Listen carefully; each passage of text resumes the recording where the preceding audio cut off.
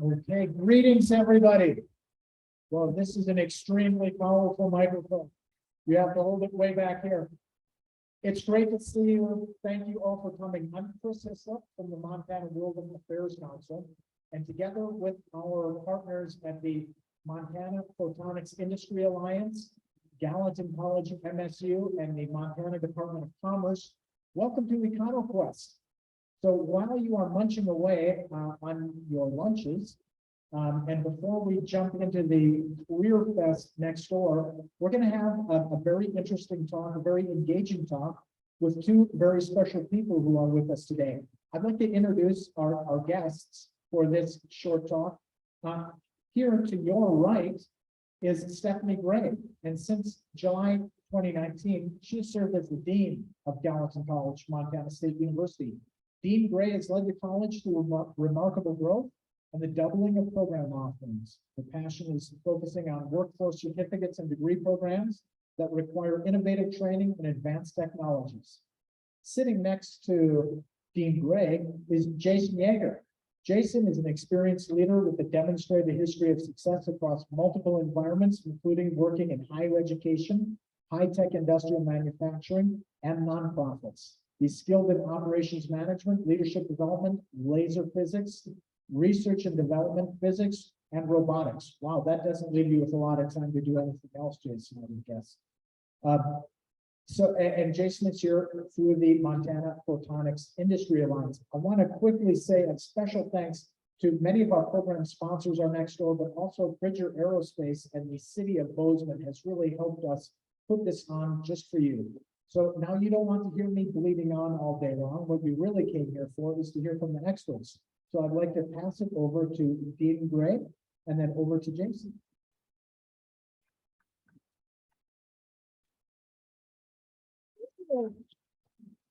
Well, first off, thank you and welcome to Bozeman, for those of you who don't live here, and welcome to Gallatin College, Montana State University. For those of you who don't know, Gallatin College is a 1- and 2-year certificate and degree offering institution.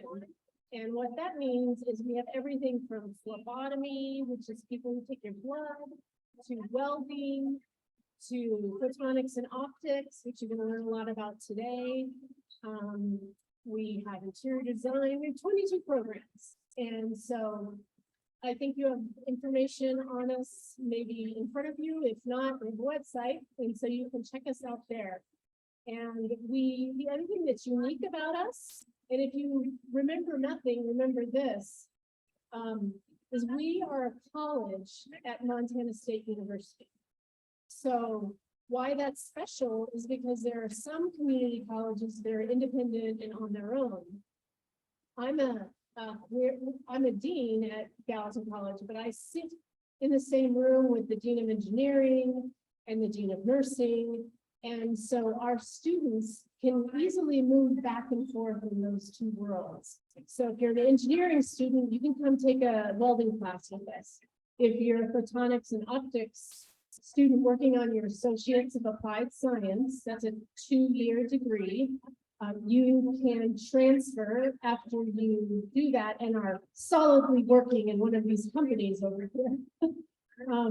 You could transfer and work on your engineering degree. So I just really am proud of that, and I think that's a really nice opportunity for students. So remember that. I think I'll hand it over to Jason now and that. The other thing I want to do is for you to remember that today is for you. All of this was arranged just for you. We want to get you all excited about career and technical education, particularly photonics and optics. If there's something else that you think this is for me, there's a lot of other, we have a Gallatin College table, there's a lot of other career and technical degrees you can look at out there, but this is for you. This is your day for you to ask any question you want to ask. These companies rarely leave their warehouses and their secretive walls. And so sometimes you don't know what's happening behind the doors and behind the walls. And we wanted to bring them out into the open so you could ask questions and figure out what the heck what is the application here? What's the product you're selling here? Where do you sell it? So if you can all think of 2 or 3 questions that you're going to ask when you go to the tables, that's really important. You know, my question is always, and this can be a cheap question to use, what problem are you solving in the world? And they will probably have a great answer for you, and you'll be surprised at what problem they're solving. Or what can I do to work for you? What do I need to be doing right now? Where do I need to go after this to be able to come and be a part of this company that's selling this amazing product and solving a really big problem? So think about those questions and think about how you fit into it. You know, is this going to get you motivated to take that math class you don't really want to take? Is it going to get you motivated to go check out physics? And get you excited about the day-to-day? Yeah, you're here today, but I know it probably gets old. We're all excited to be out of our offices, just like you're excited to be out of your office. And to think about this, you know, I could be working here one day and then not very long. You know, I don't know how old all of you are, if you're juniors, seniors, middle school, but 4 years, it's going to go by like that. So be very conscientious about your role and how you could be a part of some of this. Thank you, Stephanie. Well, Stephanie said today is all about you. And though I would tend to agree with her, that's not the whole story. Back in January, there was a group of businessmen who got together and were discussing some of the challenges we had in our community and in our companies here in the Gallatin area. And we identified the workforce, people moving into STEM-related programs as one of the serious concerns facing the future of our companies in the valley. And we said, well, what can we do about this? Well, one of our gentlemen mentioned that, well, we could do a career fair. And thought, career fair, what would that look like? Well, fast forward a few months, partnering with community college and with our other partners here in the community across the state, we envisioned EconoQuest with an expo. So the companies here today and showing off their technology, though it's great they're willing to share, they're here for a reason. They want to get you excited about STEM. They want you to get excited about careers in high tech. I want you to get excited about 2-year and 4-year degrees. Why? Because they need to hire you. They're looking for employees. So let's just some numbers. I was talking with one table earlier today who's did their presentation tomorrow on photonics. How many of you know, raise your hand, what photonics is? You know, raise your hand. There's a few gentlemen in the back who think they know what photonics is. They might own some companies. Steve, what is photonics? Steve, what is photonics? So the study of light and optics. We have one of the highest densities per capita of photonics companies here in Montana, anywhere in the United States. And in fact, it's not slowing down. We're growing very, very quickly. Just this last year, a car company opened up an R&D facility here in town, Honda. And the reason they did was because of the infrastructure that already existed here in our community, because of the companies, the support industries, the Gallatin Community College, the university. It's attracting new businesses. Another company in town just announced another 78,000 square foot manufacturing site to build LiDAR systems. Anybody here know what LiDAR is? Raise your hand. One, two. So these are some of the questions you can ask at the tables as you go around. This company is building LiDAR systems for autonomous driving vehicles. And that's being developed here in Bozeman. And they're looking for 200 people to come work on a new facility. These are kind of some of the exciting things that are happening here in our communities. And we need you to be a part of it. For us to grow, we need people to come in. We need engineers, we need technicians, we need scientists across the board. So years ago, we reached out to Stephanie, and I want to say it was 7 or 8 years ago, and said, Stephanie, we have a problem. MSU is producing engineers in physics and mechanical and electrical engineering, which is great. But we also need people to build and assemble. We need the technician level. And what did we do? Okay, well, with some people in the room, Steve comes to mind. We designed a curriculum, a two-year curriculum that is very specifically targeted to become a photonics and optics technician. Gallatin College, as every other community college across the state, when we teach physics, it's specifically targeted to what you're going to need to know to become a technician, what physics foundations you're going to need to know. When we teach math, it's very specifically targeted towards what math you need to know for that specific area. And the reason I tell you this is because when you come to Gallatin College, you are gonna only be studying the things that you absolutely need to know to perform that job with that company. And we're very proud of this. We try to get you through the program as quickly as we can, so we can get you to employers like Jason. And the other thing, yes, this is happening in both the Southwest Montana area and the Gallatin Valley. But this calling is happening all over the country.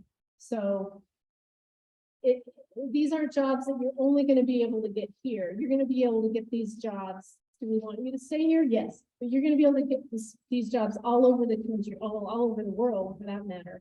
And so these are this is a very high demand degree and area of knowledge that our country needs and our global economy needs in order to continue and function. I think that was everything we did. So we designed the program, it's up and running. Elizabeth Noonan, raise your hand. She is our director of the program. She worked at one of the companies that are out there, so she has industry experience too. And we just would love to have you join it and become a part of it. And today you're going to learn a lot about what you can do with that degree afterwards. So before we open it for question and answer, I just want to let you know that companies here in Bozeman are making some of the most cutting edge photonic devices in the world. And the world is recognizing this. In fact, there are devices from the Gallatin area on all 7 continents right now. There's photonics devices and components orbiting the Earth in satellites. And currently there's multiple devices on the surface of Mars built by companies here in the Gallatin Valley. We're having an impact, not just locally, not just nationally, globally and beyond.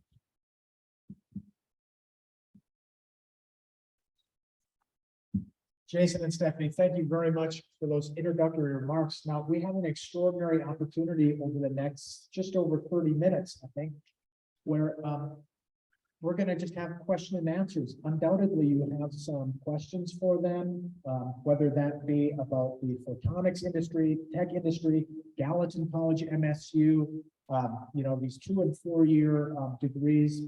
So what I'd like to do is maybe field a couple questions and then have you answer, and then a couple more, if that's all right with you. So let's see some hand raising amongst the brave. Go ahead, let me know, and I'll bring the microphone to you so we can be sure to hear. There's PAL, always kicks things off. So photonics is a constantly growing industry, as we've seen over the years. Over the upcoming years, what do you think we can see as much for like growth within the industry? Great question. Let's take one more and then we'll bring it back to our speakers. What does the daily life of a photonics worker look like?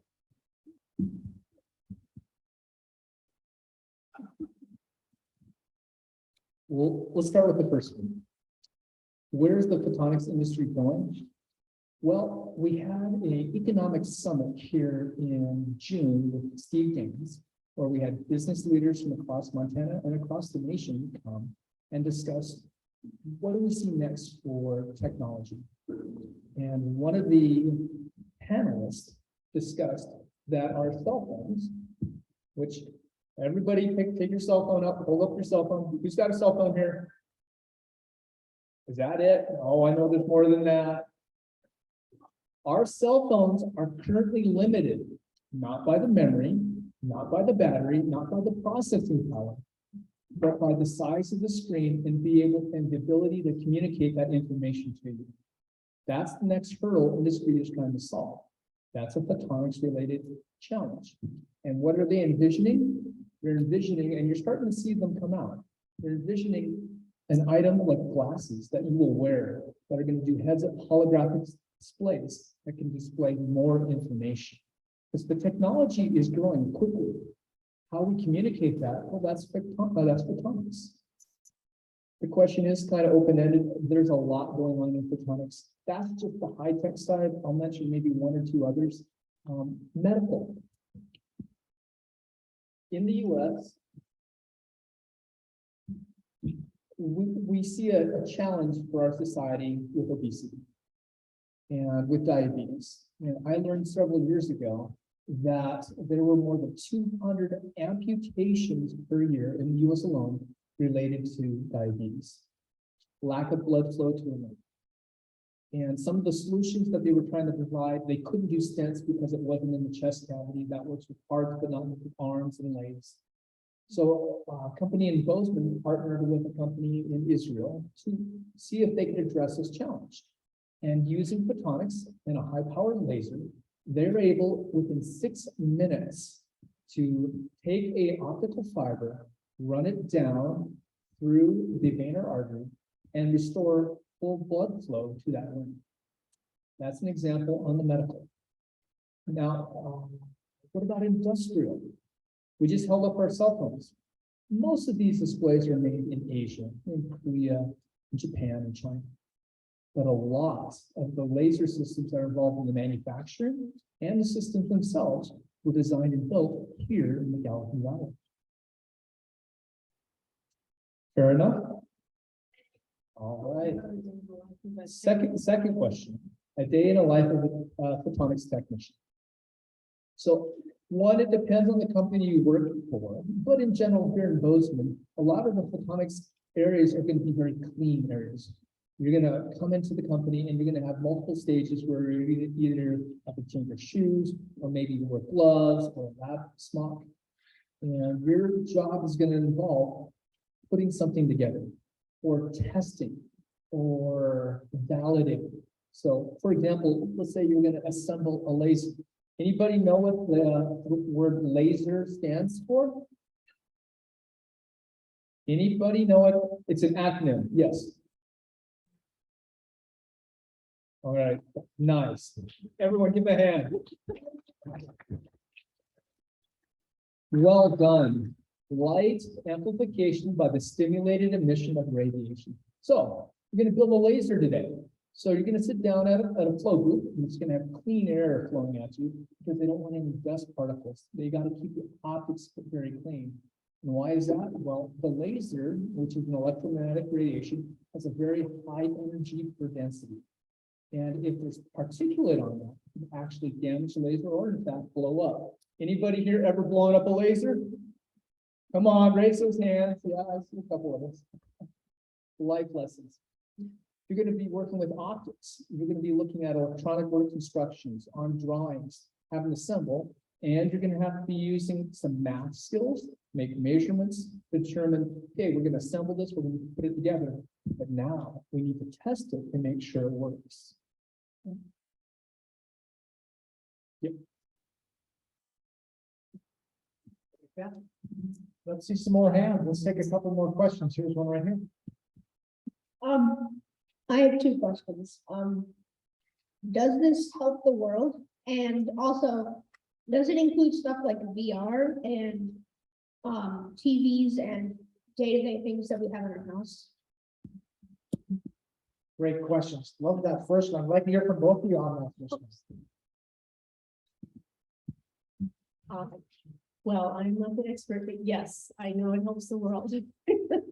I know anything that improves speed of things or the capacity to hold more information is helpful and, perhaps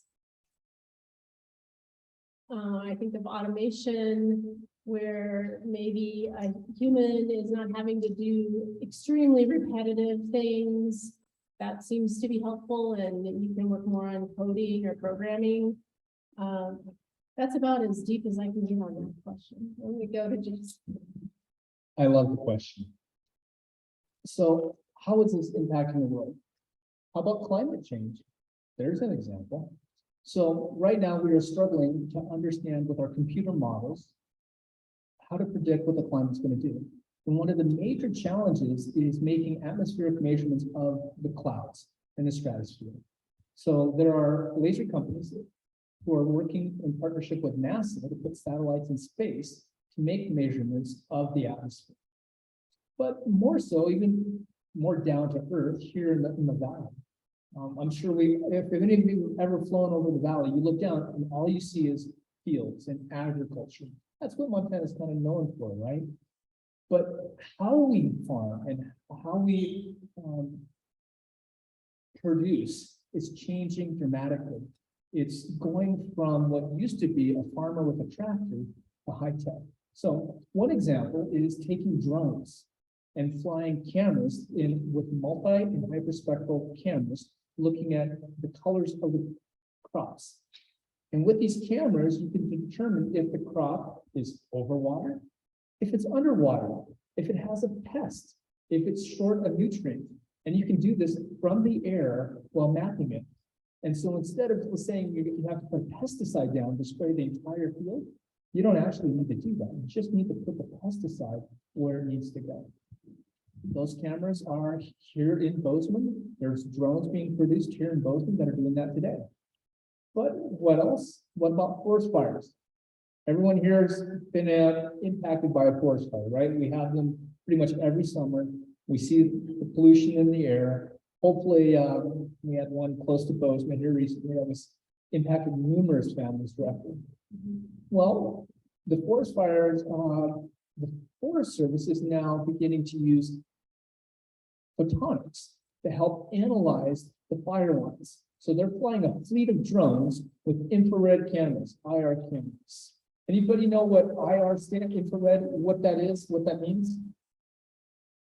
Okay, what does infrared mean? Heat. Longer wavelengths. So we have the visible wavelength that we see in, and then after that, longer wavelengths, we have the infrared. So the Forest Service is flying these drones over the fire. And why are they doing that? Well, years ago, the way they would map fire lines would by hand. They would send teams out and they would pace off, but you couldn't get real-time information. That morphed into using satellites with infrared cameras, looking down on the fires from above. That has some drawbacks. Two, to speak of. One, there's only so many satellites with infrared cameras that are going over that area that can take an image. Two, if there's any cloud cover in the upper atmosphere, the infrared cameras can't see through the water, and so they're blind. So to solve that, the Forest Service is bringing out a fleet of drones with infrared cameras that they can fly over the fire and real-time map the fire line. All right, other questions? Let's have some more. I thought I saw somebody over here. Oh, couple hands back here. All right, guys. I have a question for the dean. How do you want to improve your school in the coming years or expand it?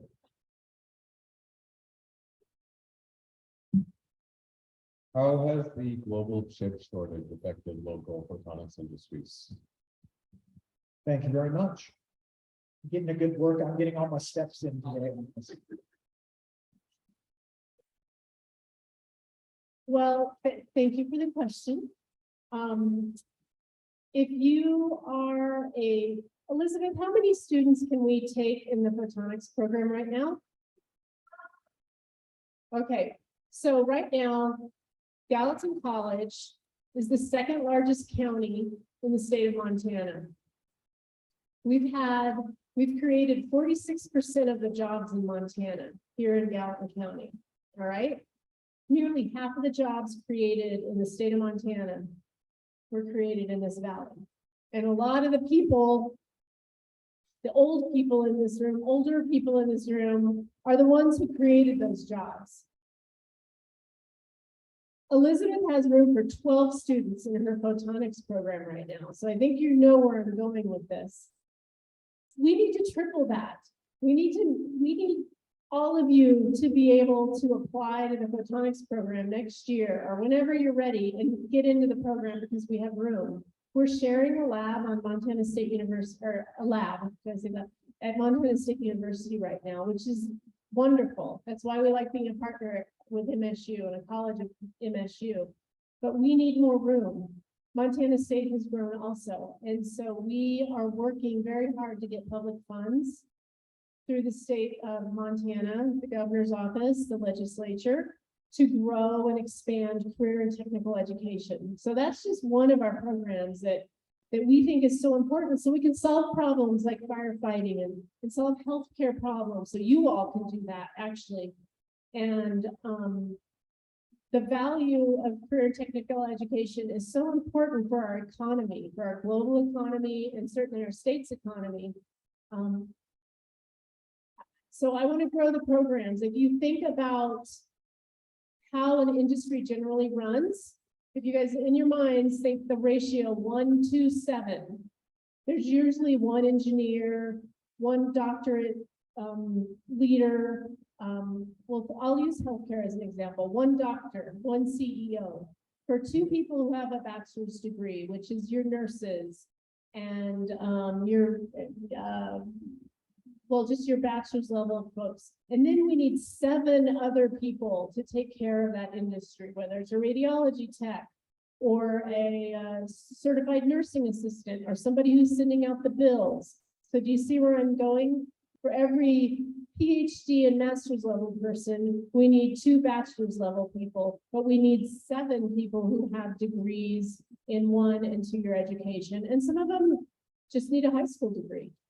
So that's the value of career and technical education. And that's why we're trying to get a new buildings, because we need a lot more programs. So students like you all can have a choice. And then, you know what? You might turn 30 and say, I don't want to do photonics anymore. I want to get into healthcare. And so you can come and get a healthcare certificate and change and do something different. So thank you for the question. I truly appreciate it. And I would like any other suggestions. I mean, we have the most amazing faculty who come from industry and help us teach our classes. And I think that's going really well, but we want to support our faculty as much as we can. And while I'm on that note, I would like to also take the opportunity, the lunches you just ate, our culinary arts students put those together for you. And so I want to make sure we appreciate them and the culinary arts program. And thank everybody who helped get this event together. I'm sure you were going to do this at the end, but certainly we have Gallatin College staff and faculty that are here and students. Where are Gallatin College students? Oh, thank you for being here and helping. And then Nikki is here. And thank you, Nikki. First day I met you in getting this organized.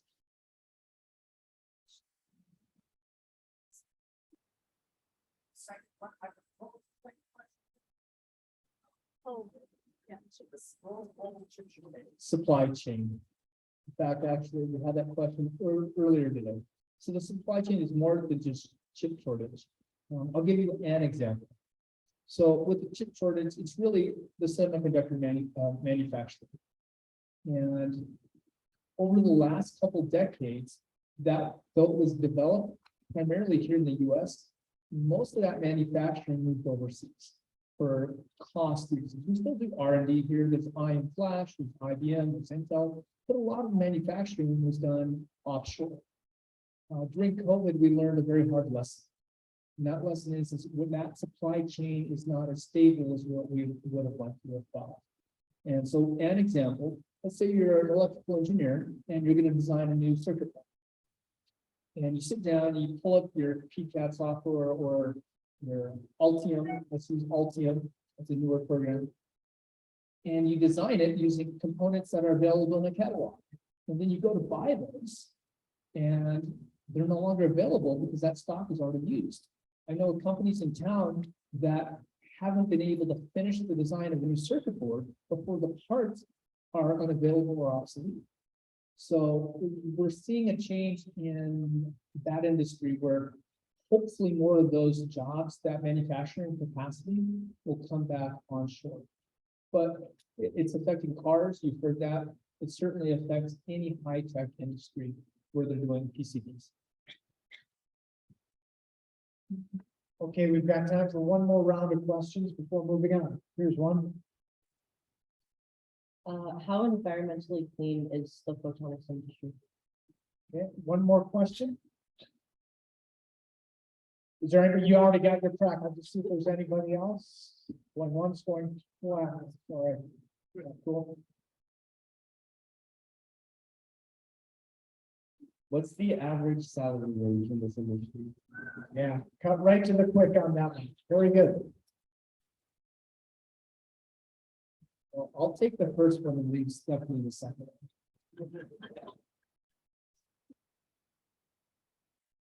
So photonics, a lot of the manufacturing that's done here in Montana is still resource based.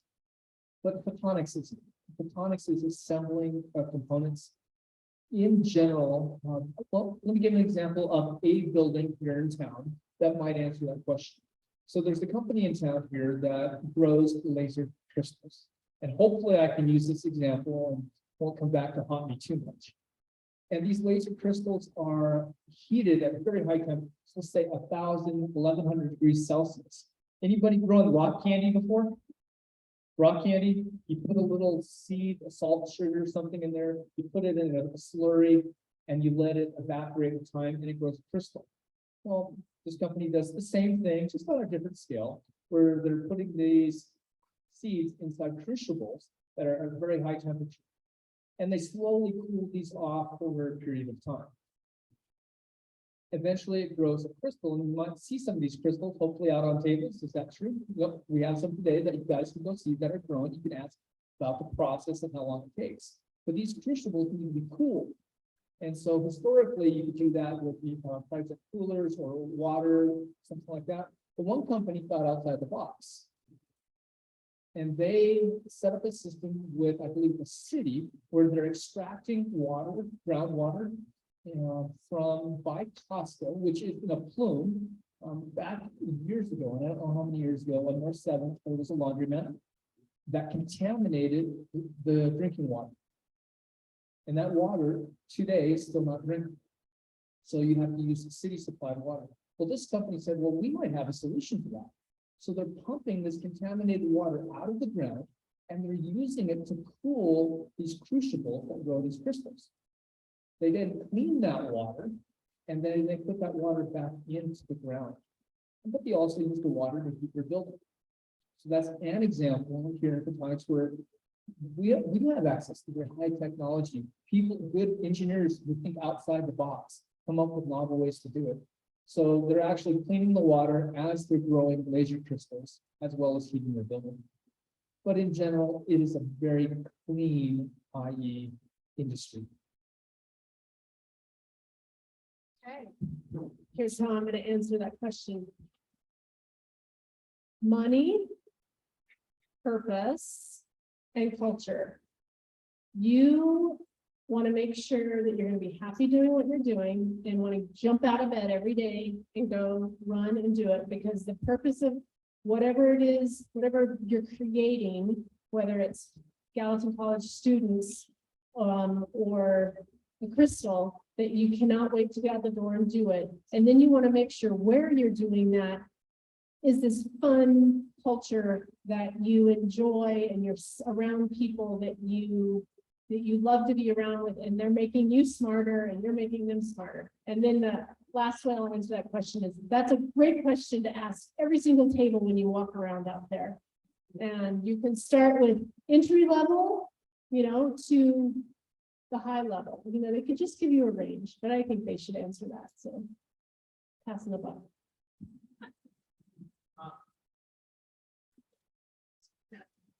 Okay, so everybody, would you help me thank and give a round of applause to our guests here? Please, Stephanie Gray, and then I can tell them I'm here, Jason Yager from MPIA. So thank you so much for sharing your insight, and thank you for those great questions. I also just want to quickly thank the Montana Department of Commerce and Inspired Classroom, our other partners here who are helping us bring this program today and tomorrow to you.